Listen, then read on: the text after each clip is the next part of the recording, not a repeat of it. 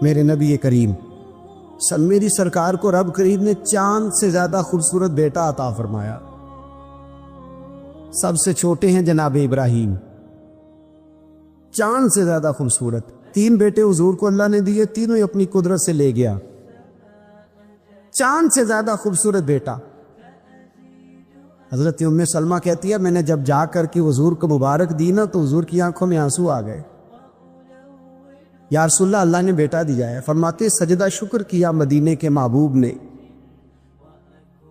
حضور نے بچے کے سر سے بال اتروائے،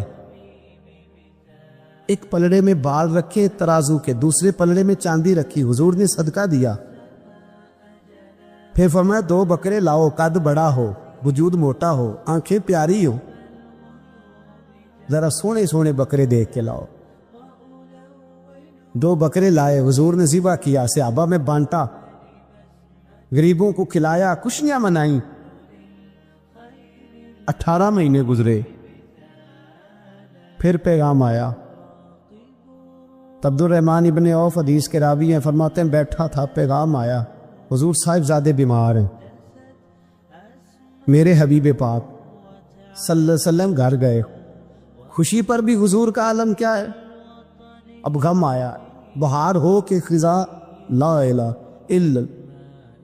حضور گھر گئے، جس گھر میں بچہ تھا اس بچے کو گود میں لیا. چاند سے زیادہ بیٹا، روشن ہے، پیشانی نور چمک رہا ہے، آنکھوں سے خوبصورتی یہاں ہے. حضور کی گود میں صاحبزادے کی سانس کو کڑنے لگی، جان نکلنے لگی. او عزیزو، یہاں کوئی آ کے پیغام دے دے کہ بچہ 4 پائی سے گر گیا ہے تو لوگ جمعہ چھوڑ دیں گے.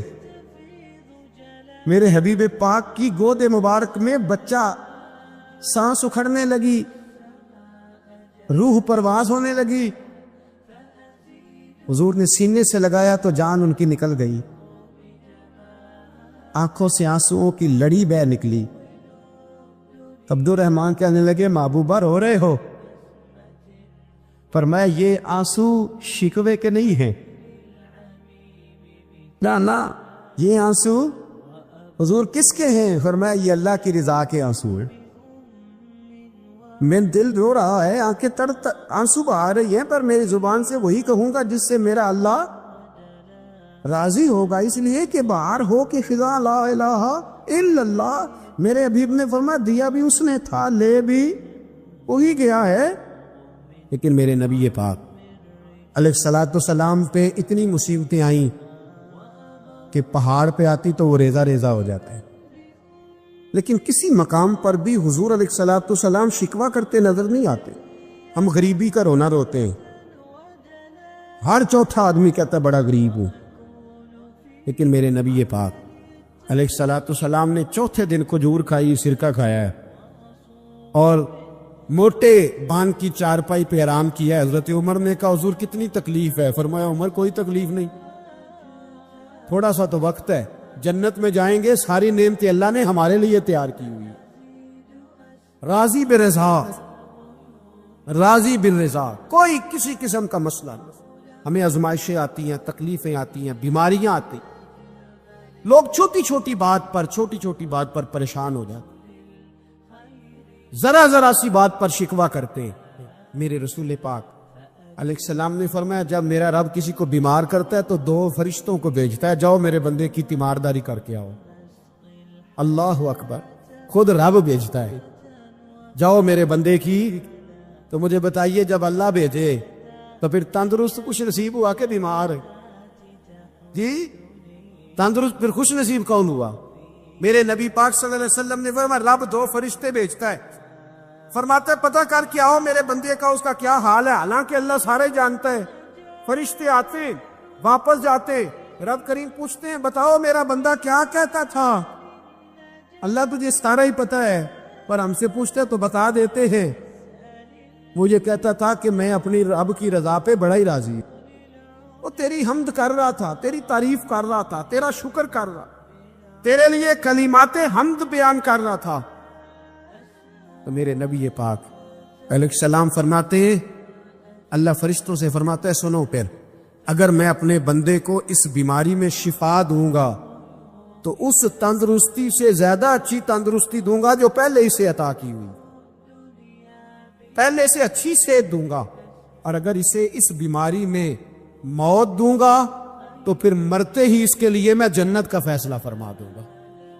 بھائی جب تو راضی بالرضا رہتا ہے، راضی بالرضا، بڑی سادی سی بات ہے بھائی، آپ گھر گئے روٹی مانگی تو اگر کسی نے کہا نا کہ اتنی تھکاوٹ ہے ٹائم پہ آیا کرے اس وقت، تو روٹی تو وہ بھی مل گئی، اور اس میں لذت ہے، وہ سکون نہیں، وہ سکون نہیں۔ میری اماں جی سالن پکا کے رکھ لیتی تھی تو روٹی جب بھی کوئی مانگتا تھا تو تازی بنا کے دیتی، ان کی طبیعت تھی۔ تو میں اکثر ان سے کہتا کہ اماں جی پکا کے رکھ دیا کرو، کہتے تمہیں خوشی نہیں ہوتی جب تمہاری اماں تازی پکا کے دیتی ہے؟ خوشی ہوتی ہے، طبیعت میں خوشی ہوتی، ان کا مزاج تھا، ذوق تھا، تو ہم سمجھتے تھے یار یہ بڑی سعادت کی بات۔ تو آپ گھر گئے رات کو تو گھر والوں سے کہا روٹی، تو فوراً اٹھے، فوراً، اور انہوں نے کھانا تازہ بنایا، اور ساتھ یہ بھی کہا باہر سے نہ کھایا کرے، بندہ بیمار ہو جاتا ہے۔ کتنی ٹھنڈک پہنچتی آدمی کے دل کو، سکون ملتا۔ تو بھائی بیماری تو آپ نے کاٹ لی، لیکن ساتھ کہو ہو بڑا بیمار ہوں، میں نے تو اتنے گناہ بھی نہیں کیے، ظلم بھی نہیں کیا، کسی کو کچھ بھی، اب بیماری تب بھی کٹ گئی۔ پر بڑی آزمائش، مریض ڈاکٹر کے گلے پڑ رہا، اس کے لواحقین جھگڑے کر رہے، بیماری وہ بھی کٹ گئی۔ اور ایک بیمار وہ ہے جو چارپائی پہ لیٹا ہے اور کہتا ہے جس طرح میرا اللہ راضی اسی طرح میں بھی راضی، تو بیماری اس کی بھی کٹ گئی۔ حضرت یونس علی نبینا علیہ الصلوۃ والسلام نے ایک دن حضرت جبریل امین ملنے آئے، تو جناب یونس علیہ السلام کہنے لگے اے جبریل، اللہ کے نیک بندوں میں جو اللہ کو اس وقت سب سے زیادہ پسند ہے نبیوں کے بعد، جو کرنا بات تھا، جو سب سے زیادہ اللہ کو پسند ہے نبیوں کے بعد ولیوں میں، اور سب سے زیادہ اللہ جس کو اللہ کی بارگاہ میں عبادت گزار لکھا جاتا ہے، میری اس بندے سے ملاقات کراؤ۔ تو حضرت جبریل نے جناب یونس علیہ السلام کو ساتھ لیا، تو ایک شخص کے پاس پہنچے جو آنکھوں سے اندھا تھا، دونوں ہاتھ اس کے سلامت نہیں تھے، اور پورے جسم میں پیپ جاری تھی، ریشہ تھا۔ جب جا کے السلام علیکم کہا نا حضرت یونس نے، اس نے وعلیکم السلام کے بعد پہلا لفظ پتہ کیا کہا؟ اس نے کہا یا اللہ تیرا شکر ہے، یا اللہ تیرا، آپ بھی ادا کریں اللہ کا شکر، یا اللہ تیرا، اللہ تیرا شکر ہے۔ حضرت یونس علیہ السلام کہنے لگے تو شروع سے اس طرح کا ہے، نابینا بھی اور ہاتھوں سے معذور بھی اور سارا جسم شروع سے؟ تو بڑے ہی خوبصورت لفظ اس بیمار نے کہے، کہنے لگے نہیں حضور میں بالکل ٹھیک ٹھاک تھا، جب تک میرے رب نے چاہا کہ یہ دنیا کو دیکھے تو تب تک اس نے مجھے آنکھیں دیں، اور جب اس نے چاہا کہ اب اس کا دیکھنا بہتر نہیں تو اس نے واپس لے لی۔ تو یا اللہ تیرا شکر ہے، اللہ تیرا شکر ہے۔ پھر کہا جب تک اس نے چاہا کہ میرے ہاتھ رہے تب تک رہے، جب اس نے چاہا کہ میرے لیے بہتر نہیں تو اس نے لے لیے، تو یا اللہ تیرا شکر ہے۔ جب تک اس نے چاہا کہ میرا جسم صحیح و سلامت رہے تو رہا، اور جب اس نے چاہا کہ میرے لیے بہتر نہیں تو مجھے بیمار کر دیا، تو یا اللہ تیرا شکر ہے۔ تو حضرت یونس علیہ السلام کہنے لگے جبریل واقعہ یہ اللہ کا سب سے زیادہ شکر گزار بندہ ہے، سب سے زیادہ عبادت گزار بندہ ہے، سب سے زیادہ۔ میرے نبی پاک علیہ السلام نے فرمایا میرا مومن ہر حال میں ہی نفع میں ہے، نعمت ملے تو شکر کر کے نفع، مصیبت آئے تو صبر کر کے نفع۔ میرے رسول پاک علیہ السلام کا دروازہ سب سے بڑا دروازہ ہے، حضور کا دروازہ سب سے بڑا دروازہ ہے، لیکن میرے دوستو یاد رکھنا نبی پاک علیہ السلام نے بھی لوگوں کو جب رستہ دکھایا ہے تو رب کریم کا رستہ دکھایا ہے، اللہ کا رستہ دکھایا، اللہ کریم کا رستہ دکھایا، لوگوں رب کی طرف توجہ کرائی۔ میرے رسول کریم سید عالم صلی اللہ تعالی علیہ وسلم نے لوگوں کی اللہ کی جانب توجہ کرائی، اور لوگوں سے یہ کہا کہ وہ اپنے رب کریم کی جانب اپنا ذہن رکھیں، اپنی توجہ اپنے اللہ کی جانب مبذول کریں۔ اس بات کو اچھے طریقے سے سمجھیے گا، علم اللہ تبارک و تعالی عطا کرتا ہے، تو اسے اللہ کی عطا ہی سمجھنا چاہیے۔ کچھ لوگوں کے پاس علم ہوتا ہے پر علم نافع نہیں ہوتا، وہ ٹامک ٹونیاں مارتے رہتے ہیں ساری زندگی۔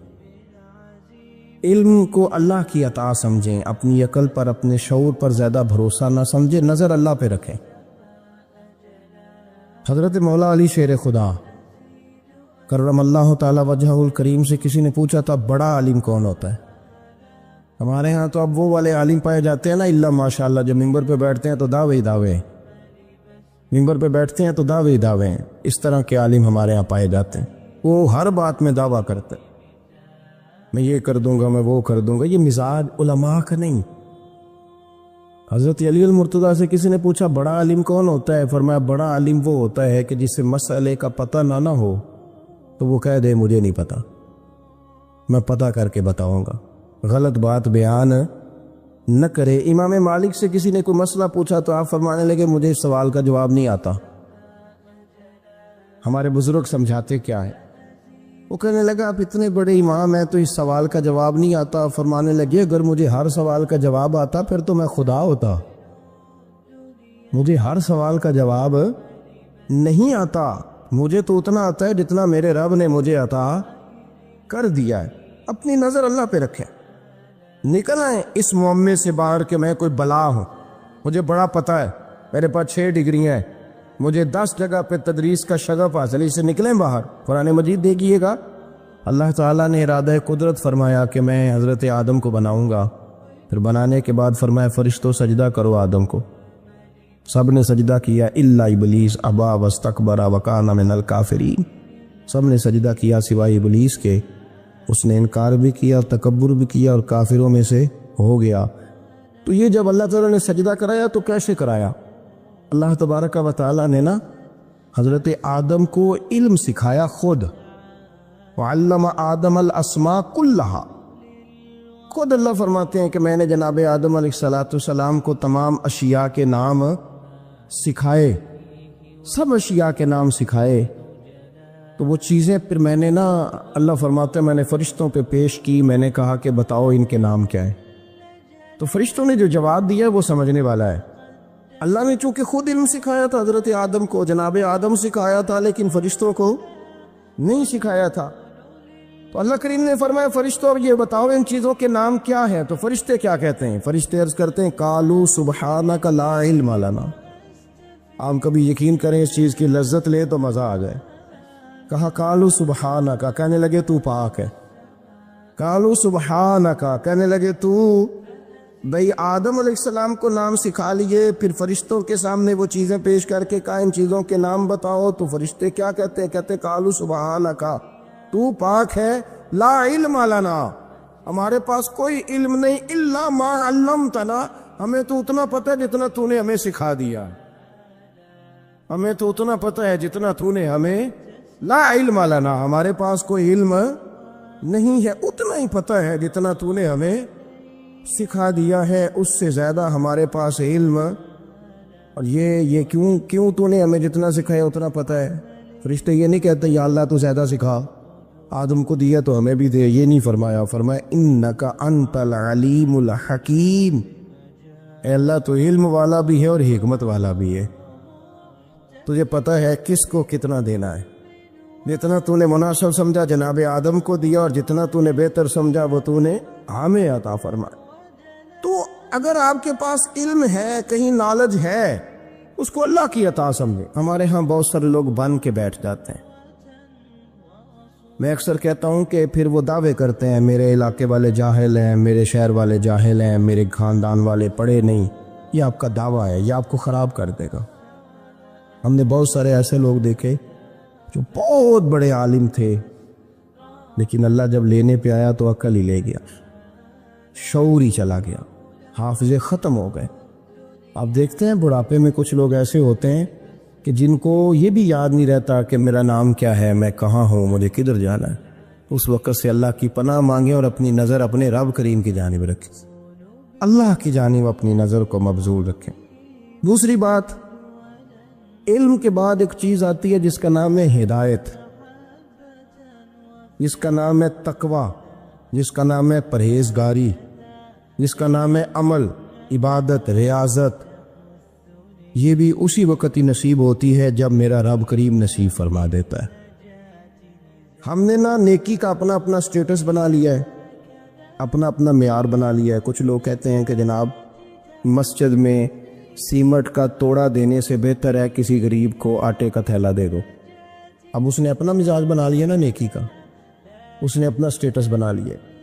میرا یہ سوال ہے کہ نبی پاک صلی اللہ تعالیٰ علیہ وسلم جب مدینہ شریف آئے تھے تو حضور نے سب سے پہلے غریبوں میں آٹا تقسیم کیا تھا کہ سب سے پہلے مسجد بنائی تھی؟ کیا عجیب لوگوں کا رنگ ہے، اپنی مرضی کی ہدایت، اپنی مرضی کا تقوی، اپنی مرضی کا معیار۔ مسجد کوئی بڑا چھوٹا خطیب بھی میری طرح کا ہو نا تو وہ مسجد میں بیٹھ کے جب نبی پاک کی بات کرتا ہے تو کہتا ہے میرے رسول پاک غریبوں کا سہارا بن کے آئے۔ وہ غریبوں کی بات کرتا ہے، مسکینوں کی، لاچاروں کی، کمزوروں کی بات۔ تو مسجد ہی تو وہ ادارہ ہے جہاں سے غریبوں کی بات ہو رہی۔ تو اب لوگوں نے غریب کو اور مسجد کو لڑانا شروع کر دیا۔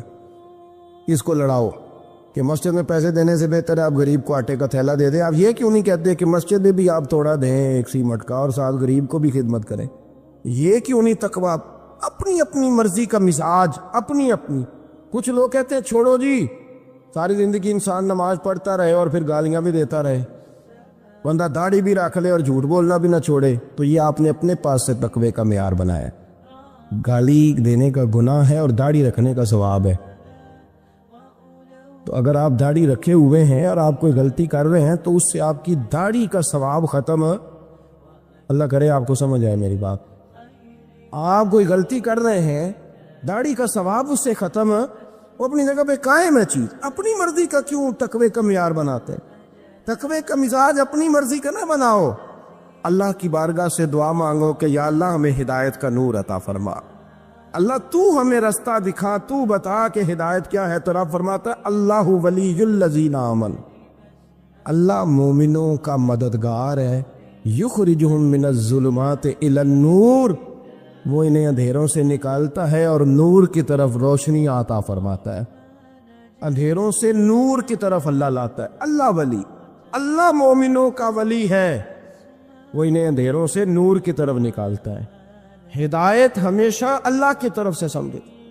جب وہ نماز کی توفیق دیتا ہے تو اپنے فضل سے دیتا ہے، جب وہ ذکر کی توفیق دیتا ہے تو اپنے فضل سے۔ ہم سمجھتے ہیں ہو جی فلانا نہیں پڑھ رہا بڑا بیوقوف ہے، فلانا نہیں پڑھ رہا، تو تم کیا اپنی عقل کے زور پہ پڑھ رہا؟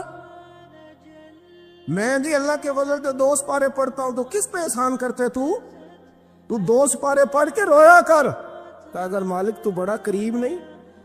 بڑے لوگ ہیں جن کو پورا قرآن حفظ ہے پر انہیں پڑھنے کی توفیق نہیں، تو انہیں فضل کیا اور مجھے توفیق دے دی ہے پڑھنے۔ رویا کر، پڑھ کے رویا کر، راتی ساری کر کر زاری، او نیند اکھاں تھی توندے، تے فجرے اوہی گناہگار کہاون سب تو نیوے ہوندے۔ مہربانی کریں، ڈریں، نیکی کریں تو پھر ڈریں، پھر احساس پیدا کریں، پھر اپنے اندر وہ کمزوری لائیں کہ توبہ توبہ مجھے تو پتہ ہی نہیں، تو جانتا ہی نہیں۔ حضرت سیدنا امام اعظم ابو حنیفہ رحمۃ اللہ تعالیٰ علیہ کے ساتھ ایک شخص کہتا میں نے نماز پڑھی، تو عشاء کی نماز تھی۔ یہ جو لوگ بڑے ہوتے ہیں نا، جن کے پیار کرنے والے بڑے ہوتے ہیں، ان کے گرد خوف بھی بڑا ہی ہوتا ہے، انہیں بڑا ڈر لگتا ہے، بڑی بعض اوقات آزمائش ہوتی ہے ان کی۔ عشاء کی نماز کہتے پڑھی تو امام صاحب نے نا عشاء کی نماز میں تلاوت کی آیتیں فَمَن يَعْمَلْ مِثْقَالَ ذَرَّةٍ خَيْرًا يَرَهُ وَمَن يَعْمَلْ مِثْقَالَ ذَرَّةٍ شَرًّا يَرَهُ، فرمایا جو ذرہ برابر خیر کرے گا وہ بھی قیامت میں دیکھے گا، اور جو ذرہ برابر شر کرے گا وہ بھی قیامت میں اس شر کو دیکھے گا، اس کے سامنے آئے گا۔ تو وہ شخص کہتا ہے کہ سارے لوگ نماز پڑھ کے چلے گئے تو امام صاحب رحمۃ اللہ علیہ نے اپنی داڑھی پکڑی، رو رہے، کہتے ہیں وہ ذرہ برابر نیکی کا بدلہ دینے والے، وہ ذرہ برابر شر پہ سزا دینے والے میری سفید داڑھی کو دیکھ، مالک میرے ذرے ذرے سامنے نہ لانا، لوگ تو میری بڑی قدر کرتے ہیں دنیا، میں تو بڑا پہچانا جاتا ہوں، لوگ تو میری راہوں میں پھول لیے کھڑے ہوتے ہیں، یہ بڑا نوازتے ہیں، قیامت میں رسوا نہ کر دینا، میرے لیے مشکل ہو جائے گی۔ وہ کہتے ہیں میں نے امام صاحب کا درد دیکھا، مجھے کوئی کام تھا تو میں چلا گیا، میں نے کہا کہ وہ اس وقت اللہ کے حضور حاضر ہیں تو میں دوبارہ آؤں گا۔ کہتے میں تہجد کا وقت آیا تو امام صاحب وہیں بیٹھے تھے اور ان کی داڑھی آنسوؤں سے بھری ہوئی تھی اور زور سے داڑھی پکڑی ہوئی، کہنے لگے مالک رسوا نہ کر دے، قیامت میں رسوا نہ کر دے۔ یار جو ہدایت یافتہ لوگ تھے وہ تو ڈرے ہوئے تھے، وہ تو سہمے ہوئے تھے، وہ تو کہتے تھے یہ اس کا فضل نہیں، اس نے بلا لیا، یہ اس کا کرم نہیں۔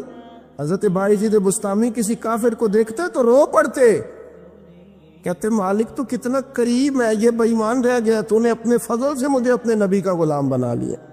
وہ رو پڑتے۔ یہاں تو لوگوں کا دعویٰ ہی بڑا ہے۔ نمازی اللہ خیر فرمائے وہ تو دوسروں کو گھورتا ہے، وہ کہتا ہے جنت کا میں مالک ہوں، کنجیاں میرے پاس ہیں، میں کسی اور کو گھسنے نہیں دوں گا۔ اور اگر 2-3 حج کر لے تو پھر تو وہ کہتا ہے کہ اب میرے سے پوچھ کے لوگ جنت میں جائیں گے معاذ اللہ۔ اور اگر وہ 2 4 5 7 دفعہ کوئی نفل پڑھ لے تو پھر وہ کہتا ہے چھوڑیں جی سارے لوگ بے عمل ہیں، میں اکیلا نیک ہوں۔ نہ ایسا کریں، اپنی توجہ اپنے رب پہ رکھیں، اپنی توجہ اپنے معین الملت والدین، عطائے رسول، ہند الولی، غریب نواز، خواجہ معین الدین چشتی، حضرت خواجہ اجمیر، شاہ اجمیر، شاہ اجمیر، والی ہندوستان۔ آخری عمر میں نا سارا دن روتے گزر جاتا، ساری رات روتے گزر جاتے، ذرا سی کوئی بات کرتا تو رو پڑتے، آنکھیں آنسوؤں سے بھری رہتے۔ اور کئی دفعہ اپنے بھی پریشان ہو جاتے ہیں نا کہ یار تو ایک بات کی جان ہی نہیں چھوڑ رہا۔ تو خواجہ قطب الدین صاحب بختیار کاکی سے لوگوں نے کہا کہ آپ مرشد سے بات کریں، اتنا بھی تو نہیں نہ رونا چاہیے، ہر وقت اس کے آنسو کی کریے، عاشق دا کامی رونا تونا، کبھی نہ رویوں نہیں منظوری، یہ عاشق سدا ہی روندا رہندا ہے، پاویں وصل ہوئے تے پاویں دوری، ہر وقت رونے کا کیا مطلب ہے؟ تو خواجہ قطب صاحب کہتے ہیں میں قریب گیا تو میں نے پیر دبائے، میں نے کہا سونیا لوگ تو کچھ بھی نہیں کرتے، تو نے تو کمال کر دی، 90 لاکھ آدمی مسلمان کر دیا، دنیا کچھ نہیں کرتی، تو نے 50 سال ساری رات مسلح پہ بیٹھ کے رب راضی کیا، تو شہزادہ تھا، حضور کی اولاد تھا، لیکن معین الدین تیرا ایک پلاٹ بھی نہیں، تو نے طالب علم پالے، تو نے غریبوں کو دیا، تو نے نوازا، کوئی شے نہیں تیرے پاس، ہر چیز تمہیں، ساری رات روتے ہو، سارا دن روتے ہو۔ تو خواجہ قطب الدین صاحب کہتے ہیں میں نے جب عرض کیا تو خواجہ صاحب مجھے گلے لگا لی، چیخ مار کے روئے، کہنے لے قطب الدین پتر داڑھی سفید ہو گئی، جانے کا وقت آ گیا، جو تو نے نیکیاں گنوائی ہیں وہ ہیں صحیح میرے پاس، پر یار کی بارگاہ میں پیش کرنے کے قابل ایک بھی نہیں، ایک بھی نہیں، تو بارگاہ تو دیکھ کتنی بڑی ہے، رسول کریم کی بارگاہ میں پیش کرنے کے قابل ان میں سے ایک بھی نہیں، تو آستانہ دیکھ کتنا بڑا ہے، کیا پیش کروں گا، کیا عرض کروں گا حضور کی بارگاہ میں، کس طرح؟ وہ یار جو بڑے تھے وہ تو ڈرے ہوئے تھے، سہمے ہوئے تھے، وہ تو بڑی آزمائش میں تھے، لیکن میرا اور آپ کا رٹا 2 نمازیں پڑھ کے 6 نمازوں کا دعویٰ کرنا اور لمبی چوڑی کہانیاں بنانا اور اپنے منہ سے اپنی تعریفیں کرنا، اس سے تھوڑا باہر آئیں۔ رزق بھی میرا اللہ ہی دیتا ہے، علم بھی اللہ دیتا ہے، رزق بھی۔ بڑے بڑے فقیروں کو مالدار ہوتے دیکھا، بڑے بڑے مالداروں کو فقیر ہوتے دیکھا، بڑے بڑے، میرے ایک بڑا سخی قسم کا سجن ہے، بڑا پیارا ہے، میں اسے سخی مانتا ہوں، میں نے اپنی پریشانیوں کے دنوں میں بھی اس شخص کو سخی دیکھا۔ ایک دن رات کو مجھے ٹیلی فون کر کے کہنے لگا کدھر ہو؟ میں نے کہا میں گھر ہوں۔ نہیں اکثر سفر میں ہوتے ہو نا؟ میں نے کہا طبیعت کیسی ہے؟ ٹھیک ہے، بس حال چال پوچھنا تھا۔ میں نے سمجھائی، میں نے کہا یار یہ کوئی مسئلہ ہے، ورنہ رات کے 2 بجے کوئی حال پوچھنے کو فون تو نہیں نہ کرتا، کوئی مطلب ایسا تو مسئلہ نہیں نا۔ تو میں نے بیک کال کی، میں نے کہا یار میری بات سنو، مسئلہ کیا؟ کہ کچھ نہیں دل کر رہا تھا۔ میں نے کہا میری گل سن، رہے ہیں اسی 4-5 سال کٹھے، میں تین جاننا، اصل بات کر۔ کہنے لگا مکان بھی بڑا ہے، سارا کچھ ٹھیک ہے، پر وہ بڑے بے نیاز ہے، کچھ حالات اس قسم کے آ گئے ہیں کہ لوگوں کو بتاؤں بھی تو لوگ ماننے کو تیار نہیں، زیادہ نہیں، مجھے نا تھوڑے سے پیسوں کی ضرورت ہے، کوئی 15-20 ہزار اگر مل جائیں، میری ضرورت۔ آپ یقین کریں میں روتا رہا ساری رات۔ میں نے کہا مہربانہ تیرا کس طرح کراں، اس سے لے کے زمانہ استعمال کرتا تھا، پر بے پرواہی ویخ نہ سجڑ دی، جتھے کسے دی پیش نہ جاوے انہیں تاجاں والے در در رولے تے منگتے تخت بٹھا دے. سجنا کسی نو کارا مل گئی, کوئی کعبے خالی آوے. واللہ خیر الرازقین. وہ کہتے تو دائیں بائیں نہ جا, رزق تو تجھے میں دوں گا, میں ہوں بہتر رزق دینے والا. بڑے بڑے بادشاہ, بڑے بڑے شہنشاہ, بڑے بڑے لوگ, ہاتھوں میں کاسے, فقیریاں. ام ربیعہ کہا کرتی تھی, بڑی نیک اور صالح خاتون تھی. وہ کہتی ہیں کہ میں نا بڑے امیر آدمی کی بیوی تھی, اپنے شوہر کے ساتھ چھت پہ بیٹھی تھی تو نیچے فقیر مانگنے والا آیا. اس نے بڑے درد سے صدا کی تو میں نے اپنے شوہر سے کہا کچھ دینے کا, دفع کر, ان لوگوں نے دھندا بنایا ہوا ہے. کہتی میں میکے سے بھی بڑا مال لے کے آئی تھی, میرے ماں باپ بڑے امیر تھے, تو میں نے نا چوری اپنے خامر سے نظر بچا کے باتھ روم جانے کے بہانے گئی اور نیچے جا کے 5 دینار میں نے اس فقیر کی ہتھیلی پہ رکھے. کہتے اس نے 5 دینار دیکھے, پھر میری طرف دیکھا تو میں نے اس کی آنکھوں میں آنسو چمکتے دیکھے. کہنے لگے بی بی رب تیرا بھلا کرے, میں 3 دنوں کا بھوکا ہوں. کہ وہ چلا گیا. میں گھر آ گئی, جب باہر آئی تو میرا شوہر کہنے لگا تو اتنی اب اتنی تو تیز ہو گئی ہے اور تو اتنی خود مختار ہو گیا, میرے بغیر پوچھے مال خرچ کرے گی, جا تجھے 3 طلاقیں. کہتی میں بالدار اور وزادار باپ کی بیٹی تھی, طلاق لے کے گھر آئی تو میرا باپ ٹوٹ کے چارپائی پہ چلا گیا. اوہو یہ کیا بن گیا. کہتی بڑی تکلیف رہی. 1-2 سال کے بعد میرے ابا نے میری شادی کر دی. اب جس شوہر کے پاس گئی وہ بڑا نیک تھا, پرہیزگار تھا, اللہ نے بہترین صلہ دیا. کتنی چھت پہ بیٹھی تھی, دروازے پہ فقیر آیا, میں نے شوہر سے کہا کچھ دے دوں. کہنے لگا 5 نہ دینا, 15 دینا, 20 دینا, میں فقیر ہوں, میں نے فقر سے دولت دیکھی ہے, اسے خالی نہ لوٹانا. کہتی ہے کہ میں نیچے گئی اور جب میں نے اس کی طرف دینار بڑھائے تو میری چیخ نکلی, پیسے پھینک کے میں بے ہوش ہو کے گری. میرا شوہر نے آ کے اٹھایا, اندر لے گیا, پانی منہ پہ چھڑکا. کہنے لگا تجھے کیا ہوا. کہنے لگی یہ جو مانگنے آیا یہ میرا پہلا شوہر تھا, وہی تھا جو کہتا تھا کہ تو 5 دینار دے آئیے, جا تجھے 3 طلاقیں. پڑھو نا حدیث پاک. میرے نبی پاک علیہ السلام نے فرمایا ایک بندہ گنجا تھا. گنجا, کوئی ترتیب آگے پیچھے ہو جائے تو مفہوم کے لحاظ سے, لیکن میں مفہوم اس کا واضح کرتا ہوں. ایک گنجا تھا, کوئی شے نہیں تھی, سر پہ بال بھی نہیں تھے, رویا کرتا تھا. اللہ تعالیٰ نے فرشتے کو بھیجا, تجھے کیا چاہیے. تو کہنے لگا بال آ جائے اور تھوڑا مال آ جائے. فرشتے نے ہاتھ پھیرا تو بال بھی آ گئے, تو بکریاں بھی آ گئیں, لائنیں لگ گئیں, مال ہی مال ہو گئے. دوسرے کے پاس گیا, وہ کوڑا تھا, اس کو جا کے کہا کیا چاہیے. کہنے لگا شفا ہو جائے اور کچھ اللہ تعالیٰ آسانی کر دے. شفا بھی ہو گئی, گائیں بھی دے دی, بھینسیں بھی دے دی, مال ہی مال ہو. پھر ایک کے پاس گیا, وہ اندھا تھا, تجھے کیا چاہیے. اس نے کہا آنکھیں مل لیں اور کچھ ساتھ اللہ مال دے دے. اونٹ ہی اونٹ ہو گئے. جب بڑا نواز دیا تو پھر مالک نے امتحان لینے کا ارادہ کیا. یاری تیری سونا ہے اور آزمائشاں بھی تیریاں اگ. آزمائشاں تیریاں, صحیح کہہ رہا ہوں, آزمائشاں تیریاں, یاری تیری سونا ہے اور آزمائشاں تیریاں. یہ سونا پرکھیا جامدائی, پہلو نہ لگاں دے لگ. اللہ نے فرمایا آزمائش کرو. سب سے پہلے گنجے کے پاس آئے, اسے کہا اللہ کے رستے میں کچھ دیکھنے لگا, میرے خرچے ہی بڑھے. دیکھو تو صحیح کتنی مشکل میں وقت گزارتا ہوں, حال ہی کوئی نہیں. تو اس نے کہا میں نے تو سنا ہے تو گنجا اور بھوکا ننگا تھا. کہنے لگا میں تو جدی پوچھتی رہی سے اعظم ہوں, تو یہ کس پاگل نے کہا ہے بھاگ جا. اس نے کہا اچھا جیسے تو تھا ویسے ہی ہو جائے. کھیت کھلیان اجڑ گئے, پھر سے گنجا ہو گیا. حضور علیہ السلام فرمانے لگے, پھر وہ اس کے پاس گیا جو کوڑا تھا, اسے کہا کچھ دے. کہنے لگا خرچے ہی بڑے. اب پوچھ لیں کسی امیر آدمی سے, کہے گا چکی کے نیچے ہاتھ ہے میرا, میرے سے زیادہ تو اب پریشان بندہ ہی کوئی نہیں. کیا بتاؤں آپ کو, اتنا ٹیکس ہے, اتنا جرمانہ ہے, فلانی شے, بڑا کچھ گنواتے ہیں لوگ. اس نے کہا میں نے تو سنا تو پہلے کوڑا تھا. اس نے کہا جا دوڑ جا, میں تو رئیس اعظم ہوں, دادا بھی پردادا بھی اور ساری نسل ہی. اس نے کہا اچھا جیسے تو تھا ویسے ہی ہو جائے. پھر وہ گیا اندھے کے پاس اور جا کے کہا اللہ کے نام پہ کچھ دے. تو کہنے لگا رب کے نام پہ, یہ کھڑے ہیں اونٹ, جتنے تیرے دل کرے لے دا.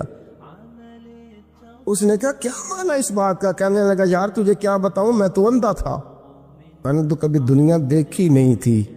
پھر اس کریم نے فضل کیا تو مجھے بڑا کچھ دکھایا. میں کیا بتاؤں، میرا دل کر رہا ہے کہہ دوں کہ پھر اس نے کعبہ دکھایا، پھر اس نے روضہ رسول دکھایا، پھر اس نے ریاض الجنہ کے سجدے دکھائے، پھر اس نے اپنے محبوب کے دروازے کی رونقیں دکھائیں۔ اس نے بڑا کچھ دیا، اس نے بڑا نوازا۔ میرے پاس تو شاید میں بدکار پرانا خادم، کسے در ملی نہ ٹوئی، ایت واصف یار نے نظر جو کی تھی، پھر واصف ہی ہوئی۔ یہ تو اس کا کرم ہوا۔ تو یہ وہ کہنے لگا تو اللہ کے نام پہ جان مانگ، میں وہ بھی دینے کو تیار۔ میرے پاس تو شاید کوئی نہیں، تو مجھے تو اپنا پتہ ہے، میں تو کوئی شے نہیں تھا، کچھ نہیں تھا میرے پاس۔ یہ تو ان کا کرم ہے کہ رخ ان کا ادھر ہے، اور مختصر سی میری کہانی ہے، یہ جو بھی ہے ان کی مہربانی ہے۔ تو وہ کہنے لگا میں بھی کچھ لینے نہیں آیا تھا، تیری آزمائش ہی کرنے آیا تھا، تیری عزتیں بھی سلامت رہیں گی، تیرا مال بھی سلامت رہے گا، تیری شفا بھی۔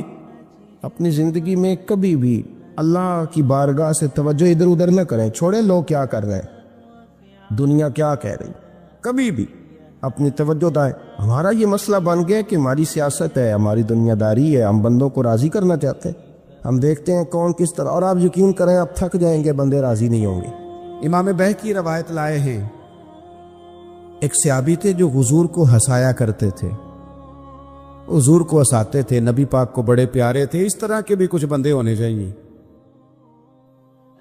اس طرح کے بھی کچھ بندے۔ صحابہ کرام علیہم رضوان فرماتے ہیں جب حضور غم امت میں پریشان ہوتے تھے تو ہم منتظر ہوتے تھے کہ کبھی وہ ہنسانے والا آج آ جائے نا، دو چار باتیں ایسی کر جائے نا ہنسانے والی، تو معاملہ ٹھیک ہو جائے۔ کچھ لوگ ایسے ہوتے ہیں جن کو دیکھ کے ہی چہرے پر تازگی آ جاتی ہے، مثل تعویذ ہوتے ہیں نا کچھ لوگ، وہ جب بھی ملتے ہیں شفا ہوتی ہے۔ تو یہ حضور کے پاس بیٹھے ہوئے تھے اور ہنسانے والی گفتگو کر رہے تھے، تو نبی پاک بھی ان سے باتیں کرنے لگے۔ تو بات کرتے کرتے نا حضور نے انگلی ان کی طرف بڑھائی، تو ان کے وجود کو انگلی لگ گئی۔ ایک تو وہ روایت ہے نا کہ صفے سیدھی کراتے وقت حضور تیر کے ساتھ صفے سیدھی کرا رہے تھے، تو ایک صحابی کے پیٹ پہ لگ گیا، انگلی لگ گئی۔ عجیب دیوانے ہیں، کہنے لگے آپ نے مجھے تکلیف دی ہے، معاذ اللہ، انگلی چبھو دی، میں نے تو بدلہ لینا ہے۔ ہمارے ہاں مسئلہ یہ بن گیا ہے کہ کوئی بڑا آدمی بھی اپنے آپ کو قانون کے حوالے نہیں کرتا۔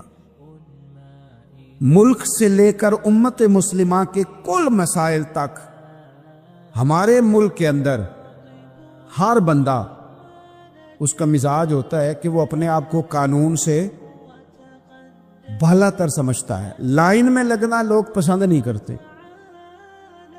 یہ ایک بہت بڑا مسئلہ ہے۔ حضور صلی اللہ علیہ وسلم کی انگلی لگ گئی تو کہنے لگے آپ نے تو مجھے تکلیف دی ہے، میں تو بدلہ لوں گا۔ تو حضور نے فرمایا لے لے بدلہ۔ اپنے آپ کو قانون کے حوالے بڑا آدمی جب کرتا ہے تو قانون کی عزت بڑھتی ہے، قانون کا وقار بڑھتا ہے، سوسائٹی کے اندر پھر طاقتور قانون ہو جاتا ہے۔ لیکن جب غریب آدمی کے لیے قانون اور ہو اور امیر کے لیے قانون اور ہو، تو اصل معاملہ تو قانون کی بالادستی کا ہے، آئین کی پاسداری کا ہے، اصولوں پہ کھڑے ہونے کا۔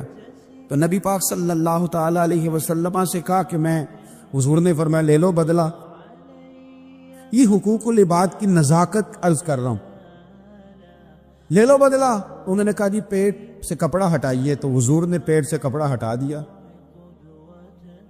تو بڑے دیوانے آدمی تھے، انہوں نے امت کو بتانا تھا کہ کچھ اس طرح کے رنگ بھی ہوتے ہیں محبت کرنے کے لیے، الٹی ہی چال چلتے ہیں دیوانگانے عشق، آنکھوں کو بند کرتے ہیں دیدار کے لیے۔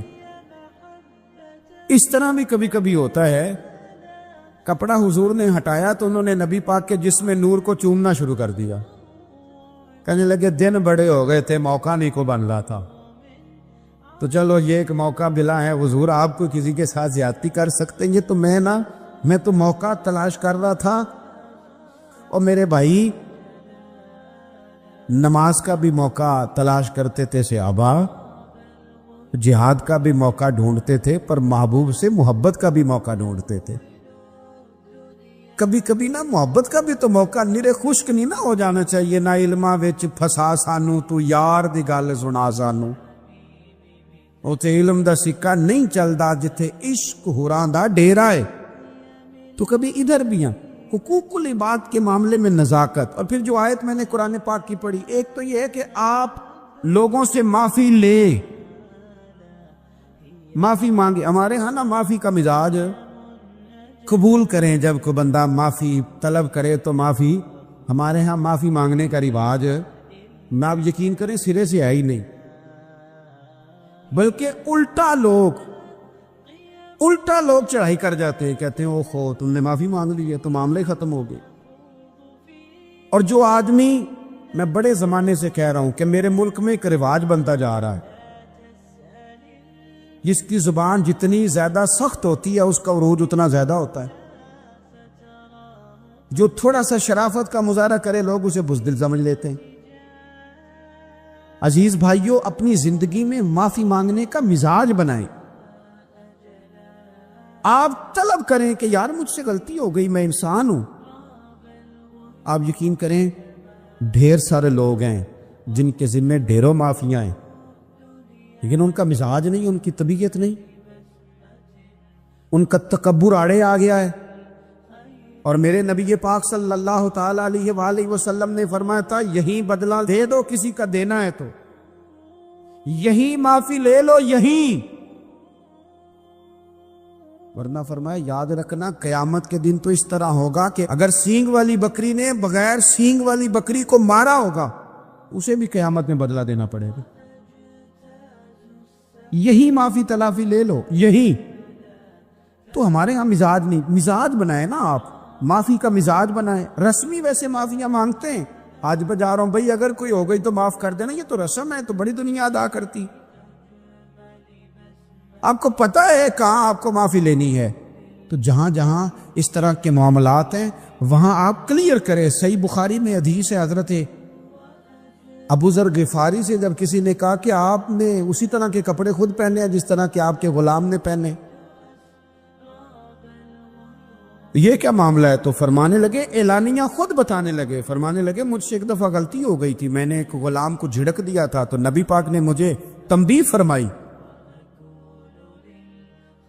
تو میں نے اس غلام سے معافی بھی مانگی، اور اس دن سے لے کر آج تک میں جس طرح کا خود لباس پہنتا ہوں اسی طرح کا اپنے غلام کو پہناتا ہوں.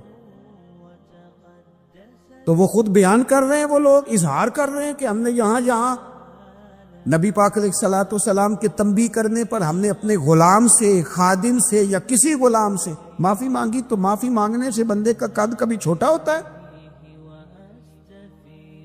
میرے نبی پاک علیہ السلام نے فرمایا جو معافی مانگ لے اللہ تو اس کی عزت میں اضافہ کر دیا کرتا ہے. تو اس لیے ایک تو جہاں یہ معاملہ ہے وہاں، اور دوسری جو آیت میں نے تلاوت کی اس میں اللہ کہتا ہے کہ غصہ پی بھی جاؤ، معافی مانگو بھی اور معاف کر بھی دو. والقاظمین الغیظ والعافین عن الناس، فرمایا وہ لوگ جو غصہ پی جاتے ہیں اور لوگوں سے درگزر کرتے ہیں، لوگوں سے درگزر کرتے ہیں. واللہ یحب المحسنین، اللہ ان احسان کرنے والوں سے محبت فرماتا ہے، ان سے اللہ پیار کرتا ہے. تو رب فرماتا ہے جو غصہ پی جاتے ہیں، والعافین عن الناس، اور لوگوں سے درگزر کرتے ہیں. ایک تو معافی مانگے اور دوسرا معاف کر بھی دے. اگر دل میں کوئی بات ہو تو معاف، ہر روز لوگوں کو معاف کر کے سویا کریں. پہلے تو اس طرح کا کوئی کام ہی نہ کریں. ایک شخص نے جملہ کہا تھا، لکھا تھا، کمال لکھا تھا، اس نے کہا تھا کبھی ایسا کوئی کام نہ کرنا کہ کوئی تمہاری وجہ سے جا کے رب کے سامنے رونا شروع کر دے. ایسا کوئی کام نہ کرنا کہ کوئی بندہ تمہاری شکایتیں اللہ رسول کو لگائے. اس طرح کا کبھی کام نہ کرنا کہ وہ تڑپ اٹھے اور کہے اب تمہارا شکوہ میں نے وہیں کرنا ہے. کچھ لوگوں کی شکایتیں کرنی پڑتی ہیں اللہ رسول کی بارگاہ میں بھی، اپنے مشائخ کی بارگاہ میں کر دیتے ہیں. بعض اوقات انسان وہ بے بسی کے عالم میں کرے یا بہت زیادہ تکلیف اسے سہنی پڑے تو تب کرے، ہو جاتا ہے. تو ایک تو ایسا کرے نا، اور کوشش کریں لوگوں کو معاف کر دیں، اپنے دل سے چیزیں نکال دیں۔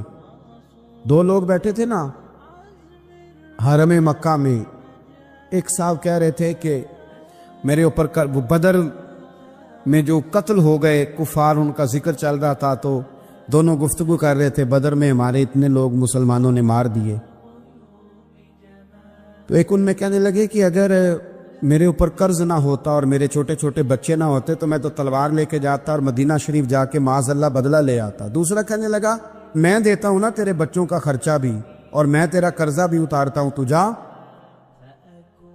اس نے کہا پکی بات ہے؟ کہا ہاں، قرضہ بھی میں اتار دوں گا، تیرے بچوں کا خرچ بھی اٹھاؤں گا، تو جا۔ اس نے خنجر تیار کیا، تلوار تیار کی، گھوڑے پہ بیٹھا، گلے میں وہ تلوار اس نے اپنے ڈالی اور مدینہ شریف آ گیا۔ اتفاق کی بات یہ کہ ملاقات حضرت عمر سے ہوئی۔ جناب عمر کہنے لگے مجھے تیری نیت ٹھیک نہیں لگتی، پکڑا کدھر آئے ہو؟ کہنے لگا میں تو بدر کے قیدیوں کے بارے میں بات کرنے آیا۔ فرمایا تلوار لے کے؟ تلوار لے کے؟ چل تجھے حضور کے پاس لے کے جاتا ہوں۔ نبی کریم کی بارگاہ میں لے گئے تو حضور فرمانے لگے کیسے آئے ہو؟ کیسے آنا ہوا؟ کہنے لگے جی میں تو بدر کے جو قیدی آپ کے پاس ہیں ان کی بات کرنے آیا تھا۔ تو حضور فرمانے لگے چل پھر باقی کی میں سناؤں۔ خیال آیا مسلمان نیک و بد پہچان جاتے ہیں، محمد آدمی کے دل کی باتیں جان جاتے ہیں صلی اللہ تعالی علیہ وسلم۔ فرمایا میں سناؤں؟ حضور کیا؟ فرمایا تم اور فلاں بن فلاں وہاں بیٹھے ہوئے تھے نا حرم مکہ میں فلاں پہاڑ کے ساتھ ٹیک لگا کے، اور تم نے یہ کہا تھا نا کہ قرضہ نہ ہوتا، بچے چھوٹے نہ ہوتے تو بدر کے مقتولین کا میں بدلہ لیتا۔ یہ سارا کچھ طے کر کے پھر آئے ہو تلوار لے کے، اور یہاں کہتے ہو میں قیدیوں کے بارے میں بات کرنے آیا تھا۔ اس کے تو پسینے چھوٹ گئے، وہ تو بے حال ہو گیا۔ اس نے کہا اس کا تو سوائے اس کے اور میرے کسی کو نہیں پتا، اور اگر آپ کو پتا چل گیا ہے تو پھر آپ اللہ کے سچے رسول ہیں۔ تو حضور اگر آپ کو پتا چل گیا ہے کہ میں قتل کرنے کے ارادے سے آیا ہوں، میں معاذ اللہ بدلہ لینے آیا ہوں، اللہ کرے آپ کو سمجھ آئے میری بات کی۔ یعنی ایک تو یہ ہے کہ بندہ وہ پکڑا گیا ہے، اور ایک یہ کہ کسی کو پتا چل گیا ہے کہ یہ اس کام آیا ہے۔ پھر لوگ جب معافی دیتے ہیں تو بڑی کہانیاں سنا کے دیتے ہیں، ایسے نہیں دیتے۔ حضور اب آپ کو پتا چل گیا ہے تو کیا کریں گے؟ تو حضور فرمانے لگے تو بتانا تیرے ساتھ کیا کریں۔ اس نے کہا کہ میں نے سنا ہے آپ معاف بڑا کر دیتے ہیں۔ یعنی یہ گھر سے کو پیار کرنے نہیں آیا، پھولوں کا گلدستہ لے کے نہیں آیا، تلوار لے کے آیا ہے، لیکن یہ میرے محبوب کا حوصلہ ہے۔ اور آیا بھی این مسلمانوں کے بیچ ہے، جو چاہیں اس کے ساتھ کر سکتے ہیں۔ اس نے کہا معاف کر دیں، تو حضور نے فرمایا جا میں نے معاف کیا۔ حضور نے معاف کیا۔ وہ کہتا حضور معاف کر رہے تھے اور رب میرے دل میں ایمان کو تازگی عطا فرما رہا تھا۔ حضور نے معاف کیا اور میں نے کلمہ پڑھنا شروع کر دیا۔ ہم معافی نہیں دیتے، کبھی کبھی صلح تو کر لیتے، صلح ہو جاتی ہے، پنچایت میں صلح ہو گئی، پھر لڑائی ہوئی، پھر بات شروع سے شروع ہو گئی، کیونکہ ہم نے معافی، پھر وہ بات شروع ہو گئی 1955 سے، تو وہ بھی آکھیا سی، تو اے بھی کیتا سی، وہ بننے والی گل یاد ہی، او بس کر یار، کچھ بھولیں بھی تو۔ بچے پتہ کیوں خوش رہتے ہیں؟ آپ کو پتہ ہے بچے کیوں خوش رہتے ہیں؟ بچوں کو بات بھول جاتی ہے، اس لیے بچے، اماں نے ادھر 2 تھپڑ مارے 3-4 منٹ پہلے، اور اگلے 5 منٹ میں اماں نے پھر ماتھے کا بوسہ لیا تو بھول گئی بات۔ اللہ کرے کوئی تھوڑے تھوڑے بچے بھی بن جائیں۔ یہ جو بہتے سیانے ہیں نا، ان کا بھی اللہ ہی حافظ ہے، عقل زیادہ آ گئی ہے نا۔ اس لیے اقبال جیسے لوگوں نے کہا تھا خرد کی گتھیاں سلجھا چکا ہوں، یا رب مجھے صاحب جنوں کر دے، صاحب جنوں کر دے، صاحب اللہ کوئی تھوڑا سا مجھے مجنون بھی بنا، یہ زیادہ عقل تو کسی کام کی رہی نہیں، پاگل کر دی، پاگل کر دی۔ بہت سارے لوگ ایسے زیادہ سمجھدار ہوتے ہیں، لہذا معافی دینے کو تیار ہے، معافی دیں، جب کوئی معافی کا مطالبہ کرے تو اسے معافی۔ اچھا میں آپ سے نا کسی کی بات نہیں کرتا، ایک مثال میں آپ کو ذاتی دیتا ہوں۔ میں آج ہی سوچ رہا تھا، مجھے نا بہت سارے لوگوں نے دیکھا ہوتا ہے کیمرے کی آنکھ سے، کسی نے یوٹیوب پہ دیکھ لیا، ٹی وی پہ دیکھ لیا، کسی اور جگہ دیکھ لیا، تو انسان کا نا ایک مزاج ہوتا ہے کہ جس چیز کو وہ کبھی کسی دیوار کے پردے کے پیچھے دیکھتا رہا ہے وہ اچانک سامنے آ جائے تو کئی دفعہ بندہ پریشان بھی ہو جاتا ہے، کبھی کبھی بندہ پریشان بھی ہو جاتا ہے۔ میں نا اتفاق کی بات ہے میری زندگی کچھ زیادہ مصروف ہے، ایک دوست ایسے تھے جو مجھے نا کچھ 3-4 سال سے کہہ رہے تھے ٹائم دے دے، ٹائم دے دے، اور وہ ٹائم لینا چاہ رہے تھے۔ اپنے ان کے والد جو تھے وہ تھوڑے سے معذور تھے، تو کہہ رہے ابا جی کی بڑی خواہش ہے، کسی وجہ سے ٹائم بنتا نہیں تھا، سال 2-3 گزر گئے، بالآخر وقت بن گیا، میں ان کے گھر گیا محفل پہ۔ اب وہ مجھے اچانک دیکھ کے نا تو حالت ان کی اس طرح کی ہو گئی کہ وہ جو کچھ بھی گھر میں موجود تھا نا، جو بھی یعنی جو سالن کل کا پکا تھا وہ بھی لے آئے، وہ اٹھا، اچار بھی لے آئے۔ اب میں ان کی کیفیت دیکھ رہا ہوں، کچھ امیر لوگ بھی بڑا پیار کرتے ہیں لیکن بعض اوقات غریبوں میں جذبات ذرا زیادہ ہوتے ہیں، کچھ غریبی تھی، کچھ وہ جذبات تھے، کچھ وہ شوق تھا، کچھ وہ درد تھا، کچھ وہ سمجھ نہیں آ رہی۔ تو میں نے ان کو تسلی دی، میں نے کہا بزرگوں آپ بلا وجہ پریشان ہو گئے، میں تو دیہاتی سا چھوٹا سا کسان کا بیٹا ہوں، سادہ سا بندہ ہوں، میرے لیے تو آپ نے ویسے آپ نے ٹی وی پہ دیکھا ہے تو آپ کو وہ تھوڑا عجیب لگ رہا ہے، ویسے آپ مطمئن نہیں، ایسی کوئی بات نہیں ہے۔ ان بزرگوں نے مجھے کہا کہ مولانا میں آپ کو 3-4-5 سالوں سے سن رہا ہوں، آپ کو میری کیفیت کا نہیں پتا، میرے پاس کوئی بھی چیز ہوتی تو آج بیچ دیتا، اور جتنی بھی اچھی آپ کی دعوت ہو سکتی تھی وہ میں کرتا۔ میں بزرگوں کی بات اپنے لہجے میں وہ کہہ رہے تھے، میں ان کی بات پر غور کرنے لگ گیا، اور میں نے دیر تک ان کی بات پر غور کیا۔ میں نے کہا میں بالکل کسی کام کا آدمی نہیں، بیکار آدمی ہوں، مجھے پتہ ہے اپنے آپ کا، من آنم کے من دانم۔ میرے لیے اگر کسی بندے کے یہ جذبات ایک بیکار آدمی کے لیے، تو پھر مدینے والے محبوب کے میلاد کے لیے ہمارے کیا جذبات ہونے چاہیے۔ وہ خواجہ غلام فرید صاحب نے نا ایک کافی لکھی ہے، مجھے ساری تو یاد نہیں، لیکن وہ کہتے ہیں کہ ایک باری لانگا تو میری جات ہے، پھر وہ اس میں بڑی باتیں گنواتے ہیں۔ وہ کہتے ہیں میں حضرت زلیخا تو 2 جوڑے دیتی تھی نا سیدنا یوسف علیہ السلام کو دن میں، ایک وہ پہن لیتے تھے، اترتا تھا تو وہ خیرات کر دیتی تھی، پھر دوسرا پیش کرتی تھی، وہ اترتا تھا خیرات کر دیتی۔ کہتے حضور اگر آپ آئیں تو میں ایک دن میں 100 پیش کروں گا۔ اور ساتھ کہتے ہیں کہ گھر میں غریب ہاں دل تے امیر ہے، حضور میں مزاج کے لحاظ سے غریب ہوں، پھر وہ بڑی باتیں گنواتے ہیں، کہتے ہیں حضور میں نا آپ کے لیے جو ہے پھول رکھوں گا، یا رسول اللہ میں آپ کے لیے مصری لاؤں گا، حضور میں آپ کو سونف پیش کروں گا، حضور میں مل مل کے کرتے دوں گا، یہاں پگڑیاں بڑی پیاری بنتی ہیں میں وہ پگڑیاں پیش کروں گا۔ پھر کہتے ہیں آخر میں حضور اگر آپ آ جائیں نا تو پھر میں اپنے گلے میں پلڑا ڈال کے منت بھی کروں گا کہ مہربانی فرما ایک رات ہی میرے گھر میں ٹھہر جا، ہاڑا وے جانی رات رہ پاؤ، زندگی پرائی ہے، محبوب چل ایک دن ٹھہر جا۔ میں اب یہ شوق کی کیفیت دیکھیں، یہ درد ہے، یہ ایک تمثیل ہے، یہ ایک حسن ہے، اس کو آپ سمجھیں۔ رسول پاک کی ذات کے لیے امت کے دلوں میں جو کیا کہا تھا درویش نے، مینوں لنگ کئی مہینے تے برس گئے تے تیری دید نو دیدے ترس گئے۔ کدی کدی ٹوٹیاں دلاں ول پھیرا پا، آس بھی تو تے امید بھی تو۔ اور ایک صاحب کہنے لگے چر ہویا مینوں ترلے لیندیاں، کدے موڑ میرے ول واگاں، خواب میری وچ ایک وار جاویں میں ساری عمر نہ جاگا۔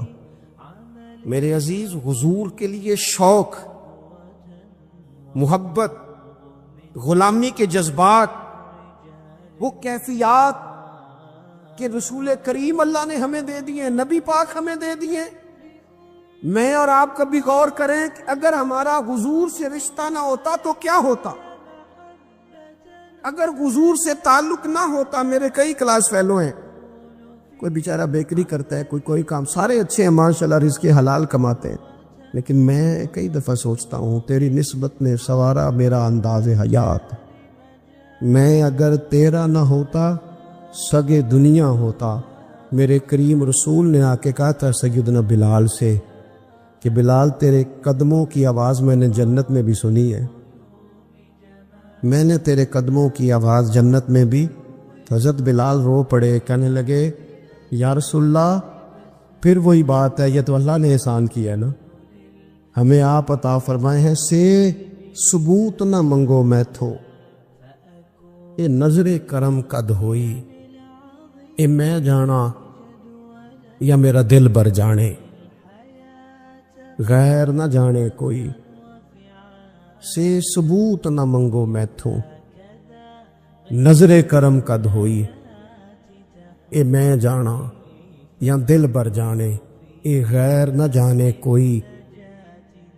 میں تے مسکین پرانا خادم، کسے در ملی نہ ٹوئی، اے تے واصف یار نے نظر جو کیتی، پھر واصف ہی ہوئی۔ حضور اللہ کا احسان بن کر ہم پر تشریف لائے، احسان بن کر۔ ہمارے چمن میں جتنی بہاریں ہیں یہ سب حضور کی ہیں، ہمارے گھروں میں جتنی روشنی ہے یہ سب حضور کی ہے، ہمارے دلوں میں جتنی ایک دوسرے کے لیے محبت ہے یہ سب حضور کا صدقہ ہے، ہم جتنا آپس میں جڑے ہوئے ہیں یہ سب کریم کا صدقہ ہے، ہماری دنیا میں جتنی سعادتیں ہیں، جتنی برکتیں ہیں، جتنی عزتیں ہیں، جتنی نعمتیں ہیں، یہ سب حضور کا صدقہ ہے، یہ سب رسول پاک کا کرم ہے۔ پھر ہمیں بھی صبح سے شام تک مدینے والے کا ذکر کرنا چاہیے، حضور پہ درود پڑھنا چاہیے، نبی پاک کی نعت سے جڑ جانا چاہیے، اپنے دلوں کو کشکول بنا کر رب سے حضور کے نام کی خیرات مانگنی چاہیے،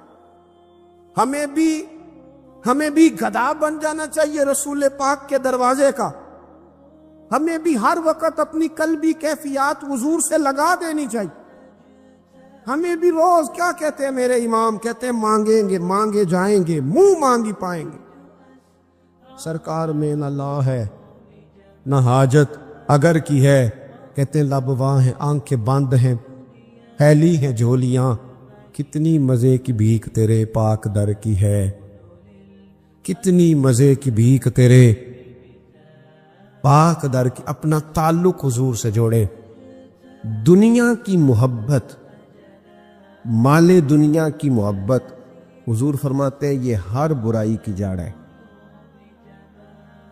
جب کسی شخص کو پیار ہو جائے کہ میں نے پیسے ہی جمع کرنے ہیں، دولت اکٹھی کرنی ہے، مال ہی جمع کرنے ہیں، جب اس کا یہ ذہن بن جائے تو پھر وہ کسی چیز کی پرواہ نہیں کرتا، اسے حقوق ضائع ہوتے نظر آئیں تو ہوتے رہیں، یتیموں کا مال ہے کہ غریبوں کا مال ہے کہ زکوٰۃ کا مال ہے کہ خیرات کا مال ہے کہ کس چیز کا مال ہے، کسی شرعی پابندی کا لوگ خیال نہیں کرتے، غلبہ تو کر گئی دنیا کی محبت۔ یہ دنیا کی محبت جس طرح ہر بیماری کی جڑ ہے، نقصان کرتی ہے، ہمیں اپنے آپ سے پوچھنا چاہیے، سوال کرنا چاہیے کہ دل کیا چاہتا ہے دراصل، یہ سینے میں ہے، دھڑکتا ہے تو بنیادی طور پر صبح سے شام تک اس کی طلب کیا ہے، اس کی چاہت کیا ہے، یہ ہمیں دیکھنا چاہیے نا۔ جس طرح دنیا کی محبت تباہی پیدا کرتی ہے نا، اسی طرح اگر محبت ہو جائے نا اللہ رسول سے، رب رسول سے ہو جائے پیار، تو بھوک بھی بڑا ہی مزہ دیتی ہے۔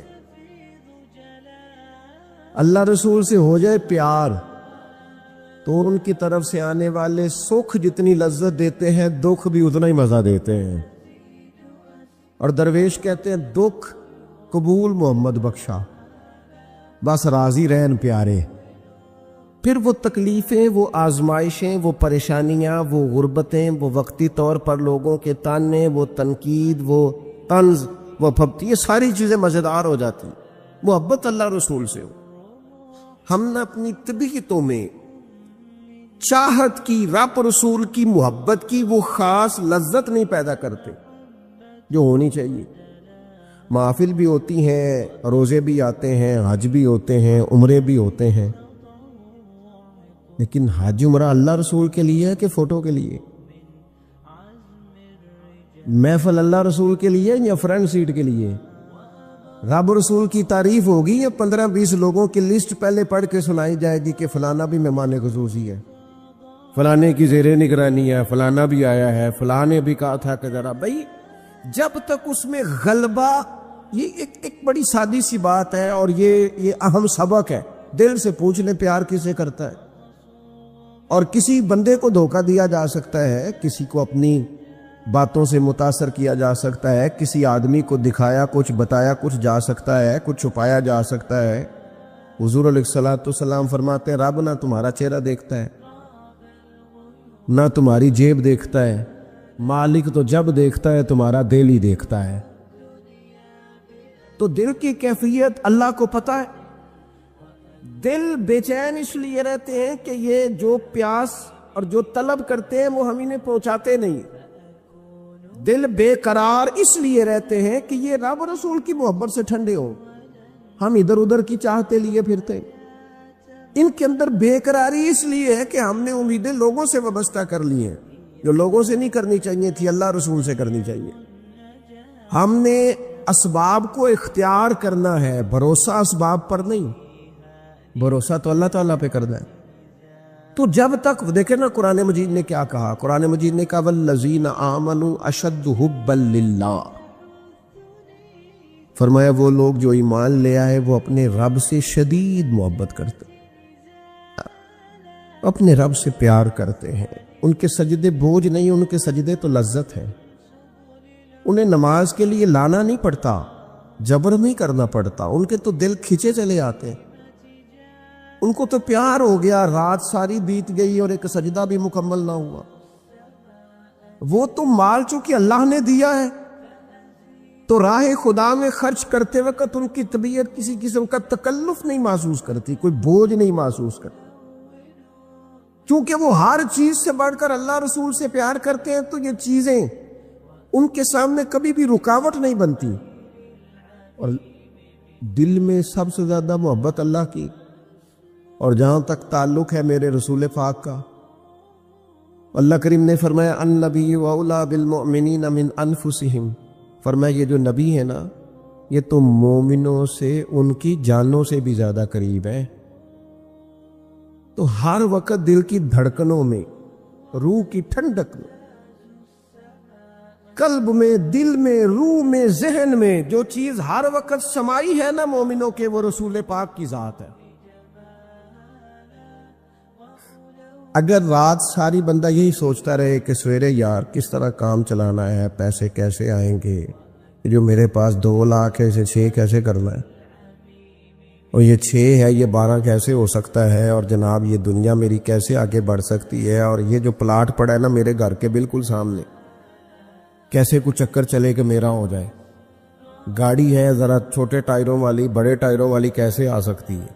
اگر 24 گھنٹے منصوبہ بندی دنیا حاصل کرنے سے دین منع تھوڑا کرتا ہے. حضور نے تو فرمایا محنت کر کے کمائی کرنے والا اللہ کا دوست ہے، منع نہیں ہے، لیکن ہر وقت اسی گنتی میں رہنا، اسی کے شمار میں رہنا، الجھ جانا، اور جو اصل چیز تھی اس کو چھوڑ جانا. ہم نا نیکی کرتے ہیں، مومن ہوتے ہیں، لیکن اس کی لذت نہیں پاتے. یعنی اگر نماز پڑھ کے بھی بندہ قرار نہ حاصل کرے، اگر وہ خیرات کر کے بھی اس کی ٹھنڈک نہ محسوس کرے، مسجد آ کے، محفل کرا کے، محفل میں بیٹھ کے، پھر بھی اس سے کوئی روحانیت نہ پا سکے، اس نے بیسیوں علماء سنے، اس نے درجنوں خطباء سنے، اس نے ساری زندگی گزار دی، لیکن اس کے دل کی کیفیت ہی نہ بدلی۔ وہ لذت خاص ہی اسے نصیب نہ ہو تو پھر اسے سوچنا چاہیے نا کہ دل میں نا اللہ تعالیٰ نے نا ہر چیز دو دو بنائی ہے، ہونٹ دو، آنکھیں دو، کان دو، ہاتھ دو، پیر، دل اللہ نے ایک ہی بنایا۔ یہ نہیں ہو سکتا کہ چلو ایک طرف مجھے رکھ لو ایک طرف کسی اور کو رکھ لو، دل ہی ایک بنایا ہے۔ وہ کہتا ہے بس دل ایک ہے تو رب رسول ہی رہیں گے، اس میں ادھر ادھر کی چاہتے نہ لے آنا جب تک دل کے اندر پوری طور پر اللہ رسول کی۔ بخاری مسلم میں حدیث ہے، نبی پاک علیہ الصلوۃ والسلام نے فرمایا اگر تم چاہتے ہو نا تمہیں ایمان کی لذت نصیب ہو، آپ زیادہ غور کریں میری بات پر، ایک ہے کھانا، ایک ہے مزیدار کھانا، ایک ہے مومن ہونا اور ایک ہے مومن ہونے کا مزہ آنا، لذت نصیب ہونا کہ میں صاحب ایمان ہوں۔ فرمایا اگر تم چاہتے ہو ہر چیز سے بڑھ کر اللہ رسول سے محبت کرو، لیکن جنیرا نعرہ نہیں لگانا، یہ غور کرنا ہے، پیسوں پر اچھی طرح غور کر کے سوچ لینا ہے کہ پیسے زیادہ پیارے ہیں کہ اللہ رسول، یہ غور کر لینا۔ یہ جو جھوٹی انا کے بت بنائے ہوئے نا، میری عزت، میری برادری، میری افسری، میرا قبیلہ، میری کرسی، یہ غور کر لینا ہے کہ کرسیاں زیادہ پیاری ہیں، اقتدار زیادہ پیارا ہے کہ اللہ رسول۔ ایک طرف رسول اللہ کی شریعت اور ایک طرف تیری برادری کے رسم و رواج، لیکن شادی والے دن رسم و رواج جیت گئے۔ کدھر گئی تیری محبت رسول؟ وہ صرف محفل والے دن تھی، ربیع الاول شریف میں تھی۔ ہم تو دیندار سمجھتے ہی اس کو ہیں جس کے گھر میں شادی ہو تو پتہ چلتا ہے کتنا دیندار ہے۔ محفل میں تو سارے دیندار ہوتے ہیں، یہ تو پتہ ہی تب چلتا ہے جب کسی کا انتقال ہو جائے یا گھر میں کوئی خوشی آئے کہ اب یہ کتنا دیندار ہے، اب پتہ چلے گا۔ مسجد میں تو سارے دیندار ہیں۔ فرمایا اگر چاہتے ہو کہ لذت ایمان نصیب ہو تو ہر چیز سے بڑھ کر اللہ رسول سے پیار کرو۔